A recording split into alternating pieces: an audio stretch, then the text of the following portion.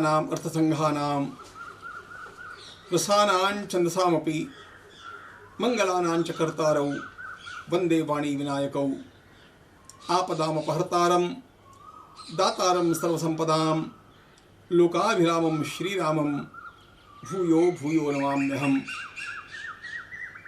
अतुलितबलधामं स्वर्णशैलाभदेहं धनुजवनकृशानुं ज्ञानिनाम् अग्रगण्यं सकलगुणनिधानं वानराणामधीशं रघुपतिप्रियभक्तं वातजातं नमामि। कल के प्रवचन के पश्चात एक श्रोता का एक मैसेज मुझे आया, जिसमें उसने पूछा कि कल की पंक्ति में दिक्पाल शब्द आता है, जम कुबेर दिक्पाल जहां ते कवि कोविद कही सके कहां ते। यह दिक्पाल क्या है? प्रवाह में रह गया था। हम लोगों को जानना चाहिए कि हमारी परंपरा में 4 दिशाएं नहीं 10 दिशाएं मानी गई हैं। पूर्व है, दक्षिण है, पश्चिम है और उत्तर है। इनके साथ साथ आग्नेय है, नैऋत्य है, वायव्य है, ईशान्य है, ऊर्ध्व है, अधः है। ये 10 दिशाएं हैं। इन सभी दिशाओं के एक एक पालक देवता माने गए हैं, उनको दिक्पाल कहते हैं। हमारी परंपरा के अनुसार ये दिक्पाल इस प्रकार के हैं। पूर्व दिशा के दिक्पाल इंद्र है, आग्नेय के अग्नि है, दक्षिण के यम है, नैऋत्य के निरृत है, पश्चिम के वरुण है, वायव्य के वायु है, उत्तर के कुबेर है, ईशान्य के शिव है, अंतरिक्ष यानी ऊर्ध्व के ब्रह्मा है और अधः यानी पाताल के शेषनाग है। हनुमान जी की कीर्ति का गान संसार के सभी देवी देवता करते हैं। ये दिक्पाल तो देवी देवताओं से भी सामान्य होते हैं। ये सभी के सभी हनुमान जी की महिमा का गान करते हैं, ऐसा स्वयं गोस्वामी जी ने कहा। सभी इस बात को जानते हैं। हनुमान जी की कीर्ति सर्वत्र फैली हुई है। आगे गोस्वामी जी महाराज वर्णन करते हैं, तुम उपकार सुग्रीव ही कीन्हा, राम मिलाई राजपद दीन्हा, तुमरो मंत्र विभीषण माना, लंकेश्वर भय सब जग जाना, युग सहस्त्र योजन पर भानु, लील्योता ही मधुर फल जानू, प्रभु मुद्रिका मेरी मुख माही, जलदि लांग गए अचर जनाही, दुर्गम काज जगत के जेते, सुगम अनुग्रह तुम्हारे तेते। यह सारी हनुमान जी की महिमा है। सबसे पहला नाम गोस्वामी जी महाराज सुग्रीव का लेते हैं। स्वाभाविक भी है। हनुमान जी सुग्रीव के नित्य साथी रहे हैं। वाली और सुग्रीव, इन दोनों भाइयों में वाली का बल अप्रतिहत है। सारे संसार को भयभीत करने वाला रावण वाली से भयभीत रहता है। अपनी कांख में रावण को दबा करके सच चलता है वाली, रावण को बंदी बना करके रखते हैं।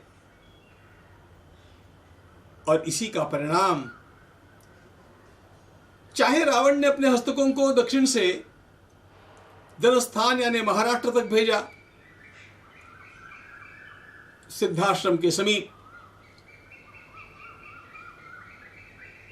उत्तर प्रदेश तक भेजा, लेकिन समीपस्थ किष्किंधा की ओर कभी रावण ने देखा नहीं। ये वाली का प्रभाव है। इतने प्रभावी है वाली। सुग्रीव वाली के छोटे भाई हैं, उनके लिए एकनिष्ठ भी रहे, किंतु संयोगवशात इनमें वैर निर्माण हो गया। मायावी राक्षस का पीछा करते हुए वाली उसकी गुफा में उसके पीछे चले जाते हैं। सुग्रीव को द्वार पर ही रुकने के लिए कहा। सुग्रीव ने प्रतीक्षा की। कुछ दिनों के पश्चात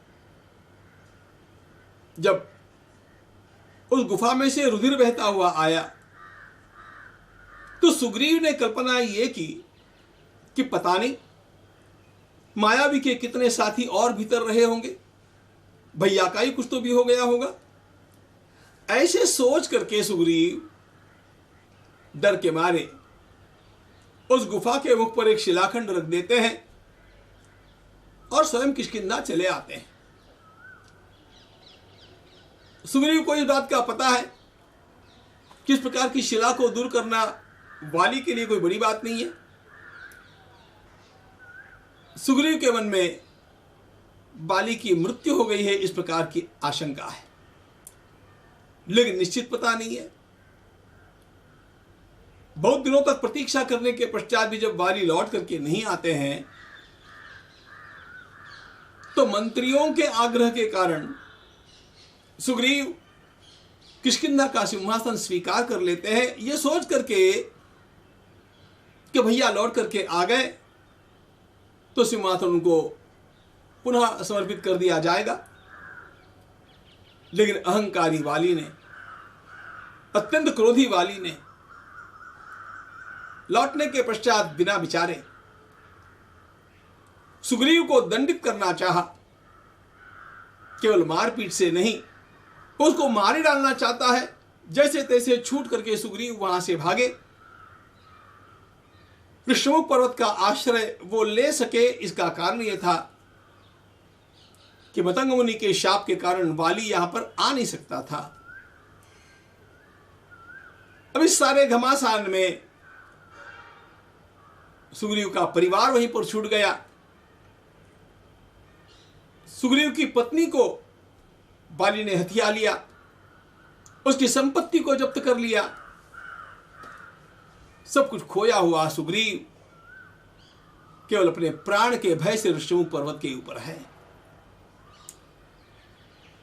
लेकिन ऐसी बेला में भी जो 5 वानर वहां पर सुग्रीव के पीछे पीछे उसके साथ दौड़ते आकर के पहुंच गए, उनमें एक महान रत्न श्री हनुमान जी महाराज है।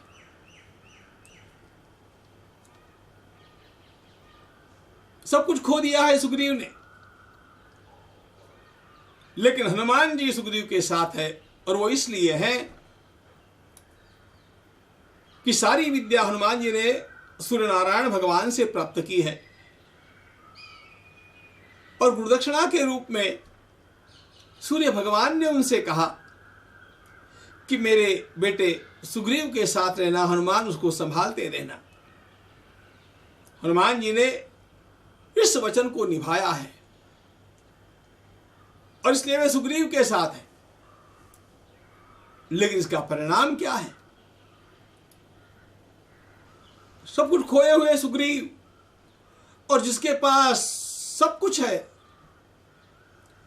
राज्य है, राजधानी है, कोष है, परिवार है, अपार बल है शरीर में, ऐसा वाली इन दोनों के संघर्ष में आखिर सुग्रीव विजयी होते हैं। इसका कारण हनुमान जी की सूझबूझ। तुम उपकार सुग्रीव ही कीन्हा, राम मिलाई राजपद दीन्हा।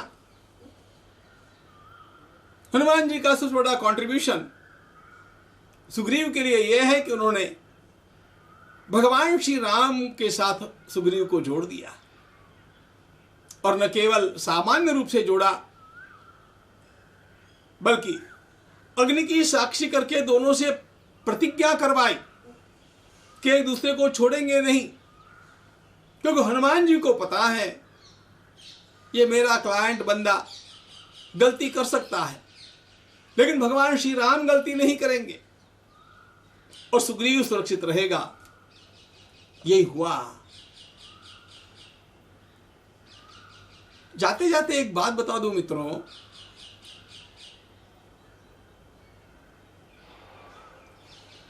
इंद्र का पुत्र और वायु के पुत्र, इंद्र का पुत्र और सूर्य के पुत्र, इनका संघर्ष हर युग में चलते रहता है। त्रेता युग में इंद्र के पुत्र वाली है, सूर्य के पुत्र सुग्रीव है। द्वापर युग में इंद्र के पुत्र अर्जुन है और सूर्य के पुत्र कर्ण है। इंद्र के पुत्र और सूर्य के पुत्र का यह संघर्ष इन दोनों युगों में दिखता है। विजय किसकी होगी?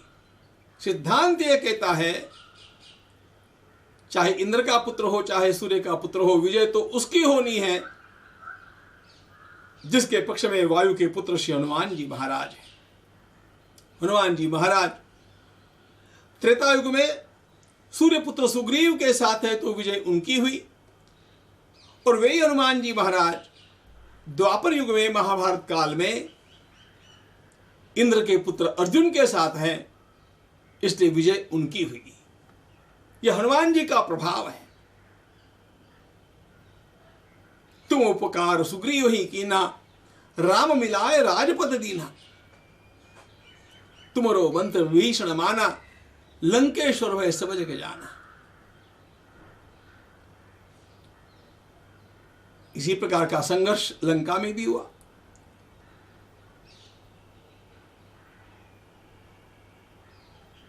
हनुमान जी का मिलना रावण के कनिष्ठ भ्राता विभीषण के साथ होता है। हनुमान जी ने पूरी लंका में एक बात भाप ली कि यहां एक धर्मात्मा है, यह विभीषण है। पापी रावण चाहे सो कर सकता है, लेकिन चाहे सो कर सकने वाले रावण को भी उसकी सभा में सही धर्म सुनाने वाला एकमात्र विभीषण है। और इसीलिए लंका दहन के समय में भी उन्होंने विभीषण के घर को टाला है।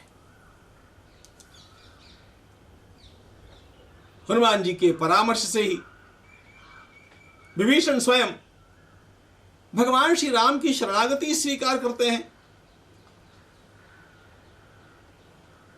पकड़े हुए विभीषण को जब प्रभु के सामने लाया गया, उससे पूर्व हनुमान जी उनसे मिले हैं। यह हनुमान जी ने स्वयं बतलाया है।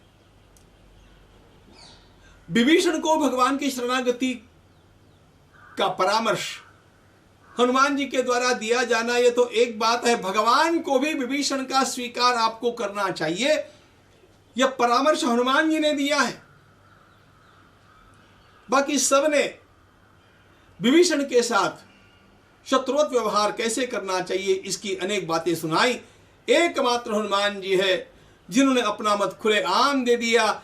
एतावत् पुरस्कृत्य कर्तव्यस्तस्य संग्रहः, मैं विभीषण से मिलकर के आया हूं। उसका मन निश्चंक है, वो धर्मात्मा है। किसी प्रकार की जासूसी करने के लिए अथवा हमारे साथ कपट करने के लिए नहीं आया है। और मुझे ऐसे लगता है उसका स्वीकार करना हम लोगों के लिए अत्यंत उपयोगी रहेगा। भगवान ने विभीषण का स्वीकार किया। तुमरो मंत्र विभीषण माना, लंकेश्वर भय सब जग जाना। अरे प्रभु ने तुरंत ही विभीषण का राज्याभिषेक कर दिया है। लंका के सिंहासन पर विभीषण को विराजमान करना रावण की मृत्यु के पश्चात, ये बात तो बात की है। लेकिन विभीषण की शरणागति के पश्चात तुरंत ही भगवान ने पहला काम यह किया है, किस बात की घोषणा कर दी अपने हाथ से तिलक करके, कि हम लंका का राज्य विभीषण को अर्पण करते हैं। विभीषण का भी स्पष्ट दृष्टिकोण था, एक पापी शासक की काम वासना के कारण सारी लंका का नाश नहीं होना चाहिए, और इसीलिए धर्मात्मा विभीषण स्वयं रावण को उपदेश करते रहे थे। विभीषण ने दगा नहीं किया है। उपदेश न सुनते हुए रावण ने अपमानित करके विभीषण को वहां से जब निकाल दिया तो विभीषण वहां से चले हैं, इसको ध्यान में लेना चाहिए। यह हनुमान जी की सूझबूझ है। लंका का राज विभीषण को प्राप्त हुआ। लंकेश्वर भय सब जग जाना, जिसके साथ हनुमान जी होंगे उसे विजय प्राप्त होगी, जिसके साथ हनुमान जी होंगे वे सफल होकर के रहेंगे। यही तो इतिहास है।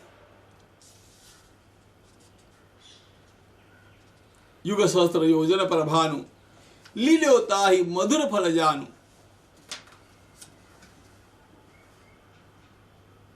हनुमान जी के बाल्यकाल की यह घटना सब लोग जानते हैं।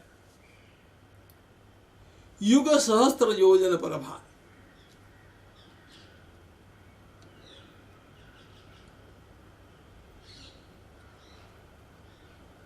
इसका अर्थ करते समय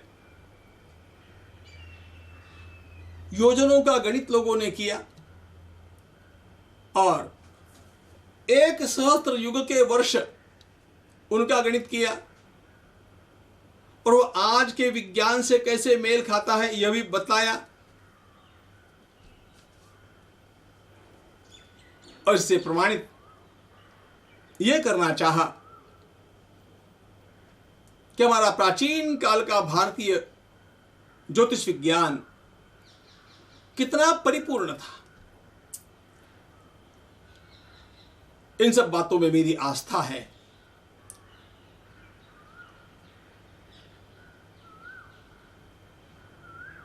भूमि का भार कितना है, भूमि का वजन कितना है, इसके बारे में भी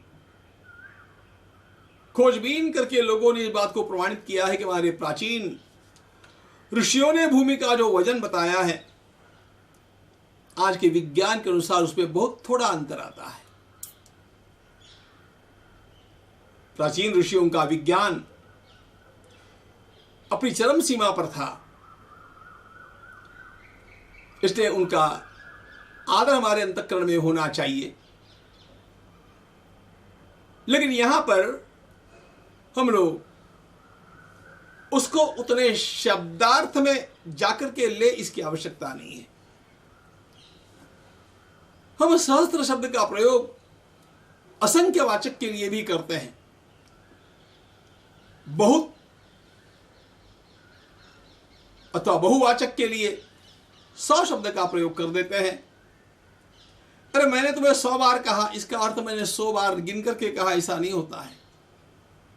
अनेक बार कहा मेरे 1000 काम पड़े हैं, इसका अर्थ 1000 काम होते हैं ऐसा नहीं है, बहुत सारे हैं, असंख्य है, इतना अर्थ होता है। भाषा के इस शैली को जानना चाहिए और उसी दृष्टि से हम लोगों को इतना तो भी कम से कम ध्यान में ले ही लेना चाहिए। विशेषज्ञों की और वैज्ञानिकों की खोज अपने स्थान पर सही होगी, लेकिन भाषा की दृष्टि से ऐसे शब्दों का प्रयोग अत्यंत बड़ी संख्या बतलाने के लिए होता है। यह वैदिक परंपरा है। सहस्रशीर्षा पुरुषा सहस्राक्षर सहस्त्रपात, ऐसा जो वर्णन भगवान का पुरुष सूक्त में आता है, वहां सहस्त्र शब्द का अर्थ ही असंख्यवाची ऐसा किया है। तो कितने दूर है सूर्य भगवान। नन्हे से हनुमान को उदीयमान सूर्यबिंब को देख करके ऐसे लगा कि ये लाल लाल कोई फल है जिसको खाया जा सकता है, और कूद चले हनुमान जी ने उस अपने शैशवावस्था में ही वहीं से उड़ान भरी। युग सहस्त्र योजन पर भानु, लील्योता ही मधुर फल जानू। यह स्वादिष्ट मीठा फल होगा, ऐसे सोच करके हनुमान जी महाराज उड़ान भरते हुए चले हैं। सूर्य भगवान को उन्होंने निगल लिया, ऐसा वर्णन कहीं प्राप्त नहीं होता। लेकिन एक छोटा बच्चा जब सूर्य भगवान को निगलने की आकांक्षा लेकर के उड़ान भरता है तो वो निगल लेने जैसा ही मानिए। वर्णन तो ऐसा आता है कि उस बाल कपि के उस साहस को देख करके सूर्य भगवान का वात्सल्य जागृत हो गया और उन्होंने अपनी किरणों को जो तीव्र है उनको मंद कर लिया ताकि उस बाल कपि का दाह न हो। सूर्य के किरणों के दाह से ही तो जटायु के भाई संपाति पंखों के जल जाने के कारण नीचे गिर पड़े थे। यह कथा रामायण में आती है। लेकिन वे सूर्य वात्सल्य के कारण उस बाल कपि के लिए सौम्य हो गए।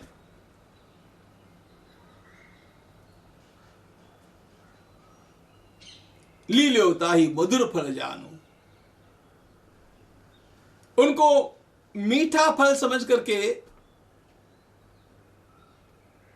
निगलने के लिए, खाने के लिए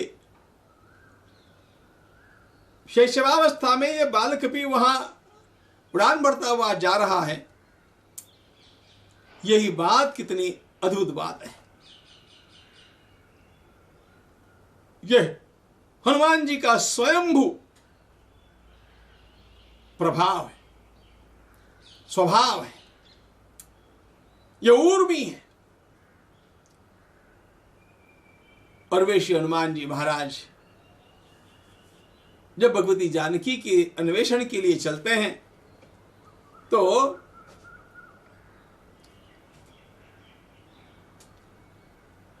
सागर को पार कर जाते हैं।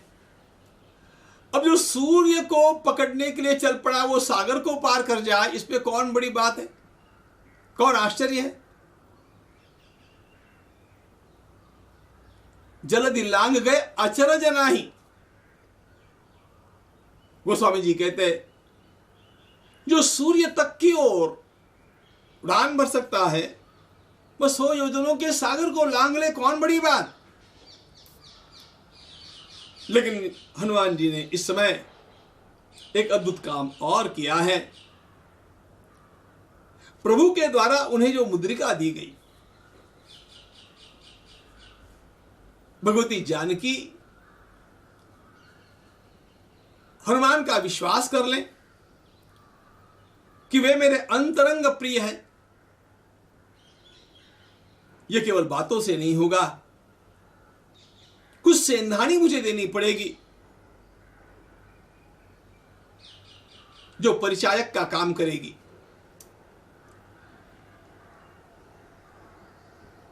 प्रभु ने स्वयं राम नामांकित मुद्रा हनुमान जी को दी, भगवती जानकी को प्रदान करने के लिए।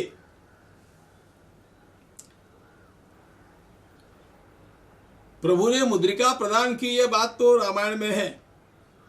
हनुमान जी ने उसे कहाँ रखा, इसका वर्णन हमें हनुमान चालीसा में मिलता है। प्रभु मुद्रिका मेली मुख माही। और वैसे भी हनुमान जी रखते तो कहाँ रखते, उनके कोई जेब वेब थी कि नहीं पता नहीं।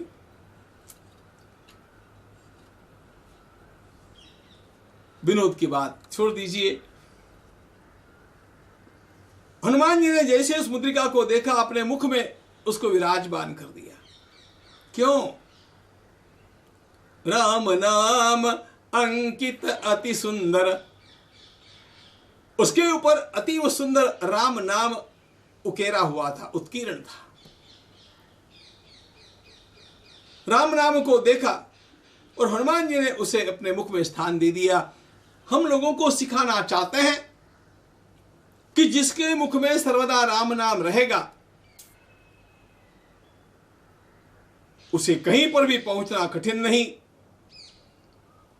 अत्यंत कठिन कार्यों का संपादन करना भी सरल होगा। चाहे 100 योजनों का सागर भी पार करना है, यह भगवान नाम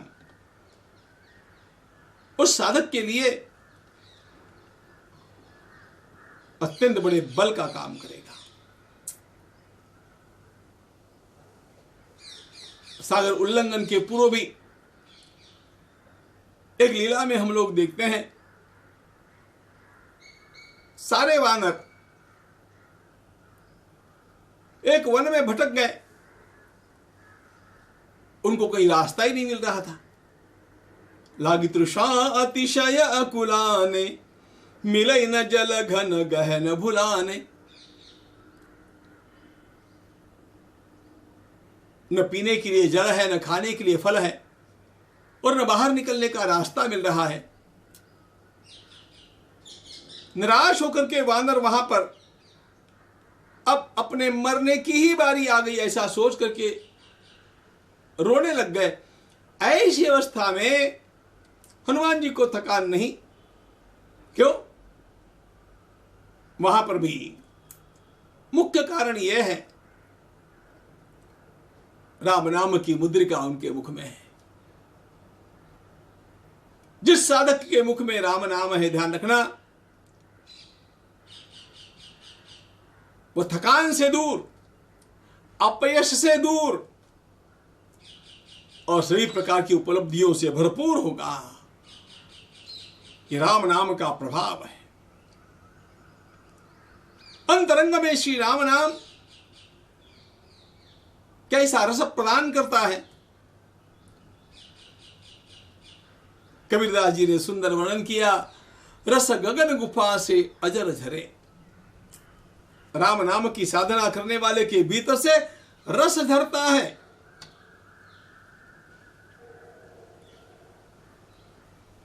गोस्वामी जी महाराज ने सदैव शब्दों में धन्यास्ते कृतन पिबंति सततम, ये राम नामामृतम, राम नाम का यह अमृत पान करने वाले लोग धन्य है।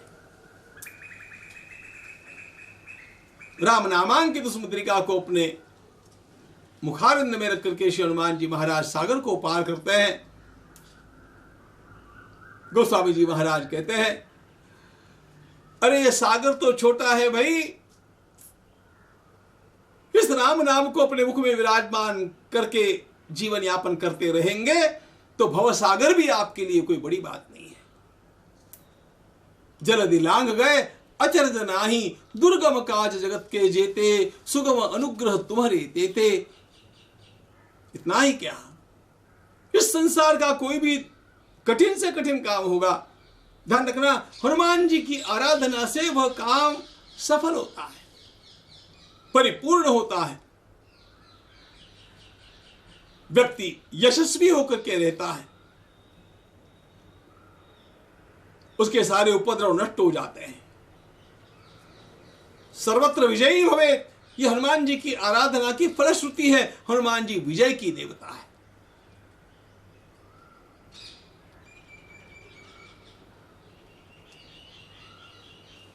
दुर्गम काज जगत के जेते, सुगम अनुग्रह तुम्हारे तेते, राम दुआरे तुम रखवारे, होतन आज्ञा बिनु पैसारे। वे भगवान श्री राम के द्वारपाल हैं, उनकी आज्ञा के बिना वहां पर प्रवेश नहीं है। लौकिक अर्थ में यह बात लीला की बात हो गई, लेकिन आध्यात्मिक साधन करते समय ध्यान रखना चाहिए, जब तक वायु का, प्राणों का संयमन नहीं, प्राणों का नियमन नहीं, तब तक आत्मदर्शन कैसे हो सकता है। और इसीलिए वायु की आराधना का अर्थ साधन के क्रम में प्राणायाम होता है। इसी को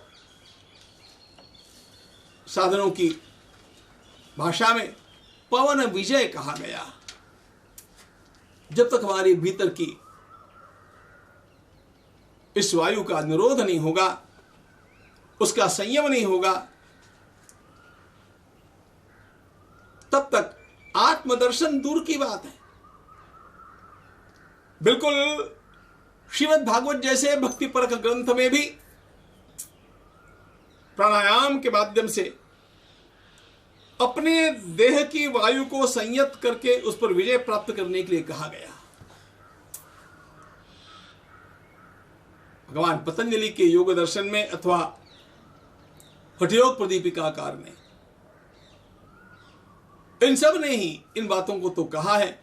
भक्ति के ग्रंथों में भी ये बात आती है। इसलिए पहले मुख्य प्राण हनुमान की उपासना, ऐसा समर्थ रामदास स्वामी कहते हैं, फिर राम दर्शन। साधन के इन पक्षों को और देखते रहेंगे। हनुमान भगवान